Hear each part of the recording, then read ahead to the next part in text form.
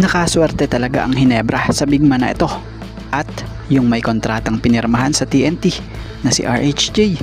Pero ganito ang gagawin niya. Ayan tuloy, di nagustuhan maging ni TNT Team Manager Jolas Lastimosa itong ginawa niya. So ano ito? So yan ang ating mga tatalakayin. So matatandaan namang ilang buwan lamang ang nakalipas nung pumirma di umano si RHJ ng 1-year contract sa TNT matapos niyang makatulong sa pagkuha ng corona sa TNT sa dalawang conference sa season 49 na kung saay sinigurado ng TNT Tropang Giga na magbabalik sa kanila ito para sa season 50 ng PBA.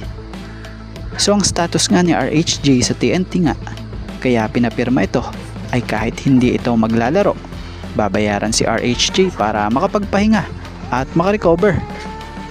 So ibig sabihin lang din noon, hindi siya maglalaro sa ibang team at kahit sa ibang liga sa abroad. Pero sa pinaka-latest ngang update na nabasa natin, may nagawa nga itong si RHJ na hindi nagustuhan ng kampo ng TNT di umano. Gaya na lamang sa naging post nitong si RHJ na para bang sinasabi rito naghahanap ito sa NBA ng mga koponang may training camp para sa spot. So para sa opinion natin dito, kung tutuusin, malaya ang kahit sino na magsabi kahit pa tulad ng post na ito ni RHJ. Pero sana inisip muna niya na may pinirmahan siyang kontrata gaya ng sa TNT. Oo nga't pangarap niya makabalik sa NBA dahil dati na nga rin siyang NBA player Pero sana tinapos o tapusin niya muna yung kontrata niya sa TNT, di ba? Kaya naman, di na tayo magtataka kung bakit nga po ramdam natin, lalo na kay Coach Jojo Lastimosa na siyang TNT team manager, ang pagkadismaya sa ginawang ito nitong si Rondae Hollis Jefferson.